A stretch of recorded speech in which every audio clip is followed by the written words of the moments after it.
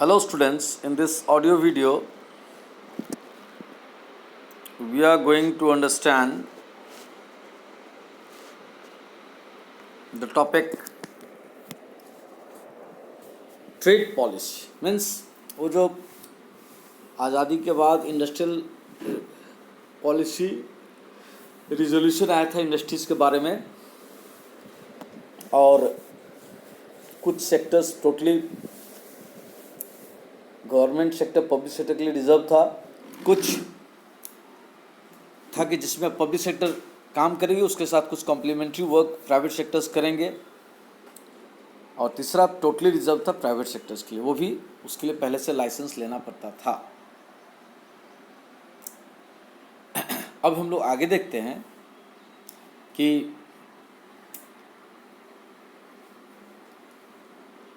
आखिर सरकार का उद्देश्य क्या था। ये जो इंडस्ट्रीज़ को आगे बढ़ा रही थी पब्लिक सेक्टर के गाइडेंस में, नेतृत्व में, पब्लिक सेक्टर के छत्र छाया में,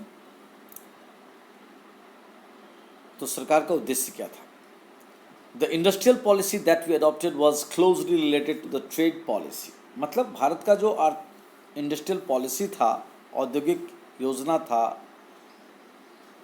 वो उसका संबंध ट्रेड पॉलिसी से था, व्यापार से था। क्या था?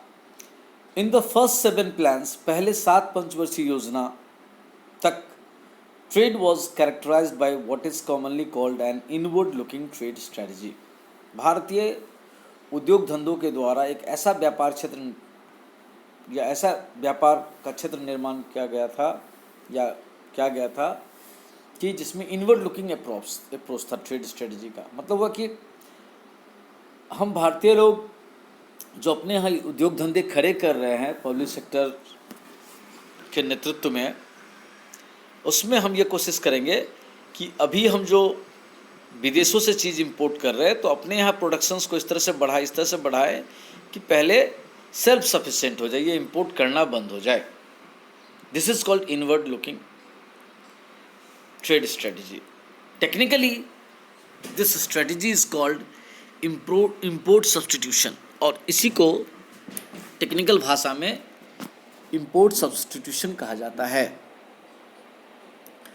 This policy aimed at replacing और substituting imports with domestic production. इसका मुख्य उद्देश्य था कि अपने देश में जो हम उत्पादन कर रहे हैं, डोमेस्टिक प्रोडक्शन कर रहे हैं, वो ऐसे करते करते स्थिति में आ जाए कि इंपोर्ट्स का वो जगह लेते जाए, सब्सटीट्यूट होते जाए। फॉर एग्जाम्पल, जैसे उदाहरण के लिए, instead of importing vehicles made in a foreign country, industries would B encouraged to produce them in India itself।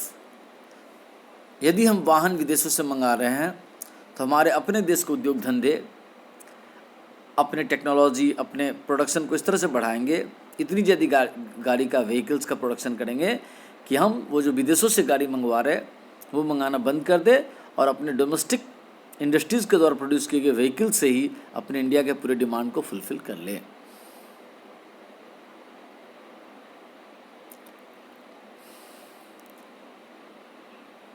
फिर आगे है industries would be encourage to produce them in India.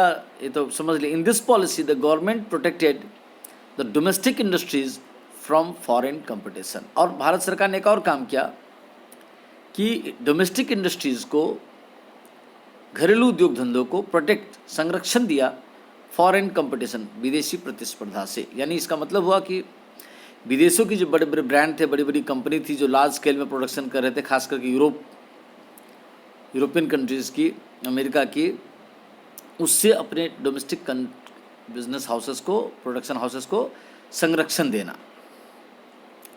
Protection from imports took 2 forms. तो ये जो protection करना है अपने देश की इंडस्ट्रीज़ को विदेशी कंपनी से बचाना है, उसके कंपटीशन से, उसके प्रोडक्ट से, इसके लिए 2 तरीका अपनाया गया।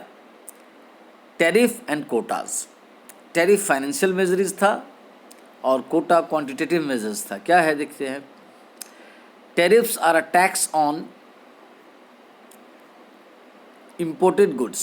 दे make imported goods very more expensive and discourage their use. मतलब टैरिफ में क्या होता है, हम विदेशों से आने वाले प्रोडक्ट के ऊपर import duty, custom duty etcetera बढ़ा देते हैं। इसके कारण वो प्रोडक्ट महंगा हो जाता है, कॉस्टलियर हो जाता है। और महंगा, यदि कोई चीज़ विदेशों में 10 रुपये मिल रहा है, वो इंडिया आते आते अगर 40 रुपये 50 रुपये हो जाए, तो जो हम भारतीय लोग हैं धीरे धीरे उस चीज़ को नहीं खरीदेंगे, क्योंकि वो काफ़ी महंगा पड़ रहा है। तो डिस्करेज करना, ये मकसद था सरकार का। Quotas specify the quantity of goods which can be imported. The effects of tariff and quotas is that they restrict imports and therefore protect the domestic firms from foreign competition. देख क्या बोल रहा है, Kota's specify the quantities of goods which can be imported. मतलब कोटा में क्या होता है, सरकार एक साल भर का आंकड़ा फिट कर देती है कि विदेशों से हम कोल कितना मंगवा सकते हैं, कितना क्विंटल या कितना मेट्रिक टन। हम विदेशों से अगर मशीन्स, हेवी मशीन्स मंगाएंगे तो कितने क्वांटिटी, कितने पीसेस मंगाएंगे, इसका एक क्वांटिटी फिक्स कर दिए। तो क्या हुआ, वो क्वांटिटी फिनिश होने के बाद अब और ज़्यादा इंपोर्ट नहीं हो सकता था। तो ये दो तरीक़ों से सरकार का एक ही मकसद था कि इसी बहाने भारतीय लोग को आदत लग जाए अपने देश में बने हुए गुड्स एंड सर्विसेज को खरीदने का, और इससे अपनी देसी कंपनी को प्राण मिलेगा, वो खड़ी हो पाएंगी। और फिर धीरे धीरे हमारे कंपनी समय के साथ विदेशी कंपनी से भी कंपटीशन करना सीख लेंगी। ये सरकार का सोच था। The policy of protection is based on the notion that industries of the developing countries are not in a position to compete against the goods produced or by more developed economies। मतलब ये जो protection, संरक्षण का सरकार का तरीका था कि जो कम विकासशील देशों की जो कंट्रीज़ की जो उद्योग धंधे हैं, वो उस समय ऐसी स्थिति में नहीं थे कि एकदम विकसित देशों के ऑटोमेटिक मशीन से बनाए गए इंडस्ट्रीज़ और उसके प्रोडक्ट से कंपटीशन कर सके। It is assumed that if the domestic industries are protected, they will learn to compete in the course of time। मतलब अभी शुरू में इन लोगों को संरक्षण देते, बचाते हैं, फिर धीरे धीरे समय के साथ अपने वो डोमेस्टिक इंडस्ट्रीज भी फॉरेन कंपनी से compete करना सीखेंगी। Our planners also feared the possibility of foreign exchange being spent on import of luxury goods if no restrictions were placed on imports. और हमारे पॉलिसी मेकर्स को, प्लानर्स को ये भी डर था कि कहीं भारत विदेशों से गुड्स इंपोर्ट करता ही रहा ज़्यादा मात्रा में अपने देसी कंपनी के प्रोडक्ट को नहीं खरीद करके, तो क्या हुआ, हमारे पास जो भी फॉरेन एक्सचेंज है वो विदेशी प्रोडक्ट परचेस करेंगे तो विदेशी कंपनी को एक्सचेंज में पेमेंट करने में चला जाएगा, तो हमारे पास फॉरेन एक्सचेंज का भी स्टॉक कम हो जाएगा। यानी रक्षात्मक मोड में हम थे।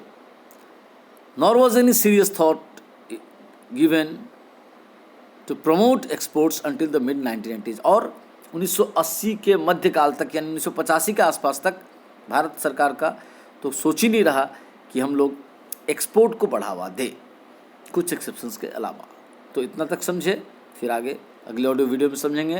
इसको आप ढंग से पढ़िए, अपने बुक से समझिए।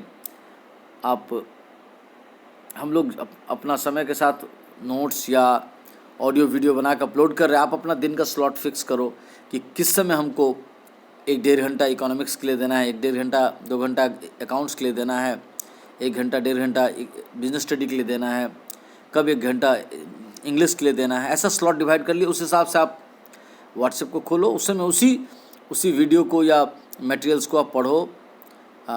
ऐसा नहीं कि हम लोग जब भेजें तभी आप पढ़ो। अपना टाइम स्लॉट डिवाइड कर लीजिए कि हाँ 1.5 घंटा मेरे को इकोनॉमिक्स पढ़ना भी, तो उस समय इकोनॉमिक्स का जो वीडियो आया है, लेकिन ये डेली का डेली करना पड़ेगा। ऐसा करते रहेंगे, एक्सक्यूज़ मत कीजिए। बड़े बड़े टॉप मोस्ट स्कूल यही पढ़ाई का तरीका अपना रहे हैं, और आप भी अगर कहीं और से भी पढ़ रहे तो कोई ऐसा स्पेशल तरीका नहीं है। इसलिए नोट्स फॉलोअप कीजिए, सीरियसली थोड़ा थोड़ा करके अभी से पढ़ते रहेंगे, काम आसान रहेगा। Thank you.